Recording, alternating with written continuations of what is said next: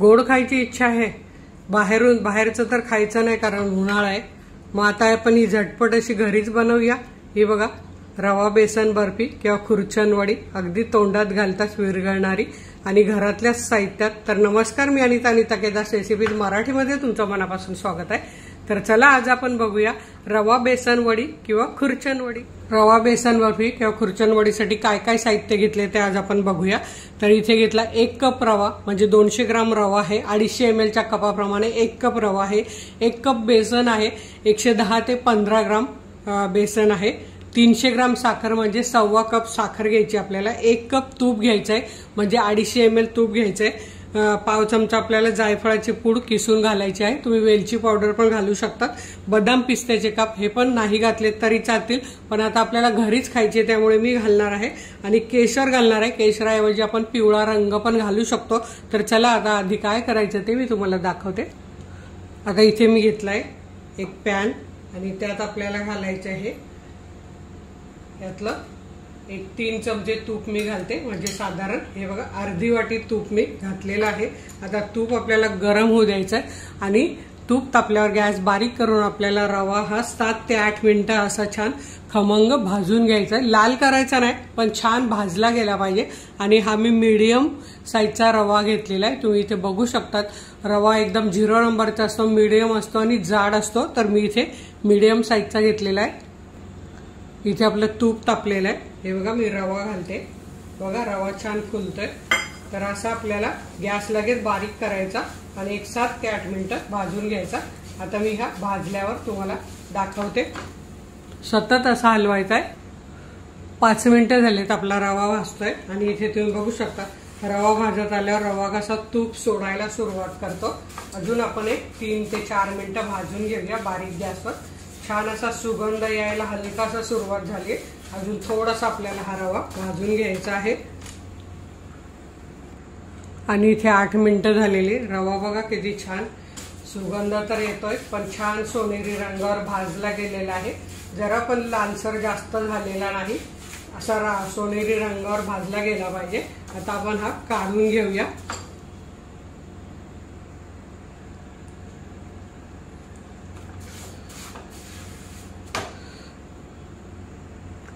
आता त्याच पॅन मध्ये आपल्याला हे तूप घालून घ्यायचं आहे। 3 चमचे तूप मी घातलेलं आहे, मगाशी पण 3 चमचे घातलेलं आहे। आणि आता यात आपल्याला थोडंसं गरम होऊ द्यायचं आणि मग बेसन घालायचंय। तूप आपलं गरम झालंय, आता घालूया आपण बेसन। जास्त पण गरम केलं तर लगेच आपलं बेसन जळून जाईल। आता हे बेसन पण आपल्याला 5 ते 6 मिनिटं छान असं भाजून घ्यायचं आहे। आणि हे थोडंसं राहिलेलं तूप आपण हे नंतर घालूया बेसनातच। आता हे असं सतत हलवायचं आहे आपल्याला आणि खमंग असं भाजून घ्यायचं आहे। असं प्रेस करत करत करत आपल्याला हे भाजून घ्यायचं आहे।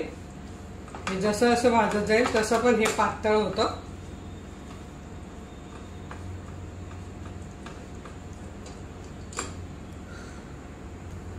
1-2 मिनिटं भाजल्यावर आपण हे घालून घेऊया तूप, कारण बेसन असं गोळा नको व्हायला, छान असं भाजलं गेलं पाहिजे।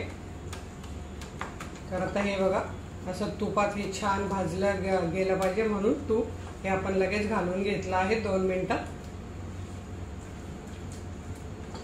आता हे आपलं छान भाजलं जाईल असं 5-6 मिनिटं। तर मी तुम्हाला 5-6 मिनिटांनी दाखवते। असं सतत हलवायचं आहे आपल्याला।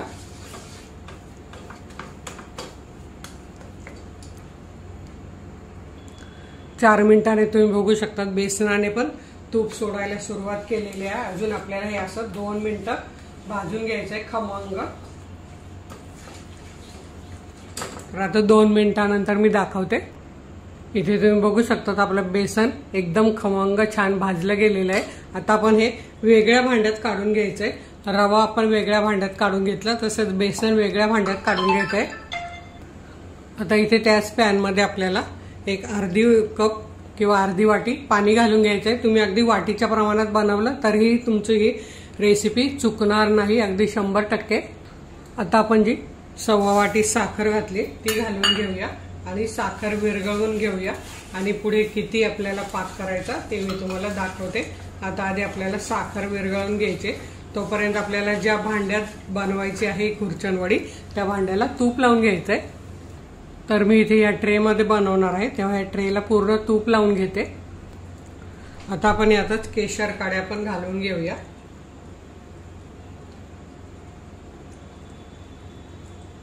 म्हणजे रंग छान येईल।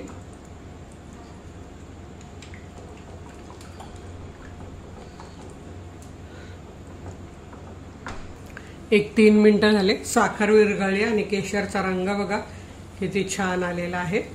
तर आता आपल्याला असंच हलवत पुढे 2 तारी पाक करायचा आहे। आता आपण हे 1-1 मिनिटाने चेक करूया वाटीत घेऊन, म्हणजे मध्यम गॅस करायचा आता आपल्याला आणि हा पाक असाच हलवत राहायचा आहे। 2 मिनिटं पुढे झालेले, आता आपण बघूया पाक।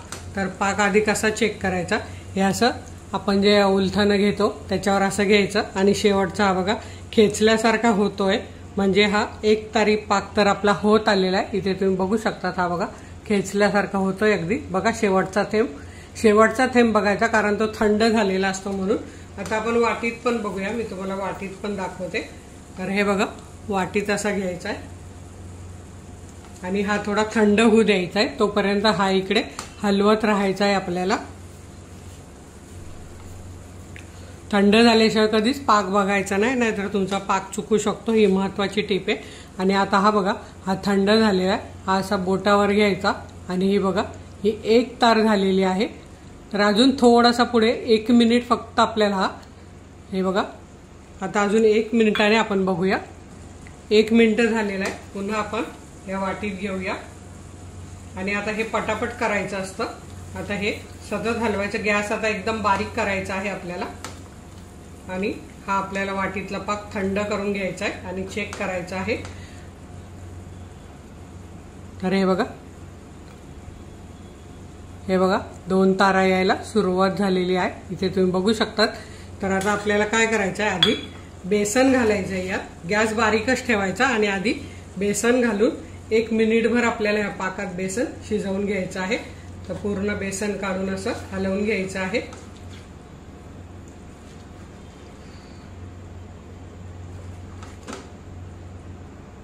इथे आपलं बेसन 1 मिनिट भाजून झालेलं आहे, म्हणजे पाकात शिजून झालेला आहे। आता आपण हा रवा घालूया आणि सगळं छान मिक्स करून घेऊया आणि कितपत मिक्स करून आपल्याला हलवायचंय ते मी तुम्हाला पुढे सांगते। असं सगळं छान मिक्स करून घ्यायचं, बेसन आधी घालायचं म्हणजे ते पाकात छान शिजतं आणि दाणेदार होतं, म्हणजे आपली बर्फी पण दाणेदार होते। आता हे 3 मिनिट आपण पाकात शिजवून घेतलंय। मी इथे बघा गॅस बंद करते आहे, गॅस बंद केलाय। आता आपल्याला जायफळ किसून घ्यायचं आहे, याच टायमिंगला तुम्ही वेलची पावडर पण घालू शकता।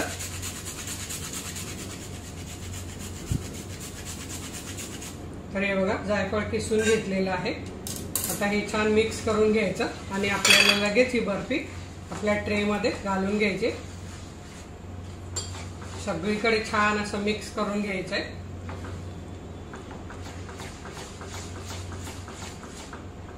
तर हे बघा हे आपोआप घट्ट व्हायला सुरुवात होते। आता आपण गॅसवरून भांडं खाली घेतलं आहे, पुन्हा यात आपल्याला असे 1 मिनिट असं हलवून घ्यायचं आहे, म्हणजे रवा आपला पाक शोषतो गरम्यामुळे। तर हे बघा असं बघा हे आपोआप मिश्रण घट्ट व्हायला सुरुवात झालेली आहे। आता आपण या ट्रे मध्ये ओतून घेऊया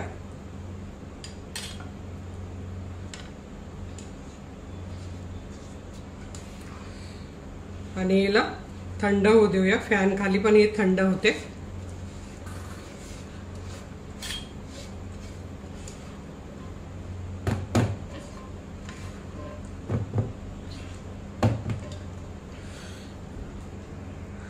आता ही आपण गरम थोडी असतानाच बदाम पिस्त्याचे काप घालून घेऊया। अगदी तुम्ही नाही घातले तरीही चालेल, अशी पण ती खूप छान लागते, पण आता आपण घरात केली म्हणजे तिची सजावट झालीच पाहिजे। आणि आता ही मी पंख्याखाली थंड करून घेते आणि मग तुम्हाला दाखवते। आता एक 5 मिनिटं झालेले थंड व्हायला ठेवून। तर आता आपण आपल्याला पाहिजे त्या आकाराच्या वड्या अशा कट करून ठेवूया आणि नंतर आपल्याला त्या कापायच्या आहेत पूर्ण थंड झाल्यावर। पण लाईन हे बघा आत्ताच पाडून ठेवायचे आहेत म्हणजे बर्फी नंतर छान निघते। गरम आहे ट्रे।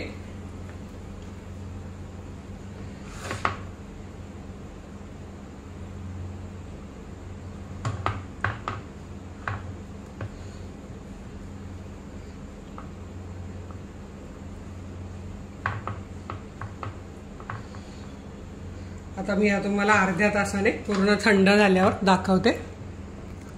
आणि इथे तुम्ही बघू शकता आपली बर्फी छान थंड झालेली आहे आणि मुलाने काढायचा प्रयत्न केला, आई दे लवकर दे लवकर, त्यामुळे हे बघा तर असं त्याने लगेच काढल्यामुळे अशी झालेली आहे। पण अगदी खुसखुशीत आणि छान झालेली आहे। इथे तुम्ही बघू शकता मस्त अशा वड्या झालेल्या आहेत। हे बघा किती छान झालेले आहे। तर तुम्हाला ही रवा बेसन बर्फी कशी वाटली किंवा याला खुर्चन वडी बोलतात ती कशी वाटली ते मला जरूर कळवा। तर वेळात वेळ काढून व्हिडिओ बघितल्याबद्दल तुमचे मनापासून धन्यवाद। अशाच माझ्या छान छान रेसिपी बघा, बनवा, खा आणि हेल्दी राहा। धन्यवाद।